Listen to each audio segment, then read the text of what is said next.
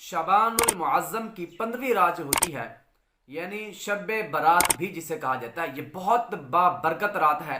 इस रात में अल्लाह पाक की खूब रहमतों बरकतों का नज़ूल होता है। अल्लाह पाक की बारगाह में इस रात ख़ास तौर पर अपनी दुनिया और आखिरत की भलाई की दुआ मांगनी चाहिए, क्योंकि इस रात दुआएं कबूल होती हैं। अल्लाह पाक के आखिरी नबी प्यारे आका सल्लल्लाहु अलैहि वसल्लम ने इरशाद फरमाया, 5 रातों के बारे में नबी सल्लल्लाहु अलैहि वसल्लम ने इरशाद फरमाया कि इन 5 रातों में दुआ रद्द नहीं की जाती।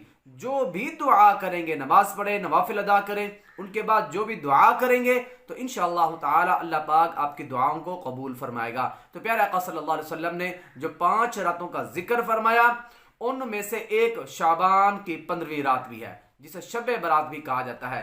तो शब बारात वाली रात जितना ज़्यादा से ज़्यादा हो सके नवाफिल का एहतमाम करें और साथ में दुआ करें, अपनी दुनिया और आखिरत की भलाई के लिए दुआ करें, तो इंशाअल्लाह ताला अल्लाह पाक हम पर अपनी रहमतों का नज़ूल फरमाएगा।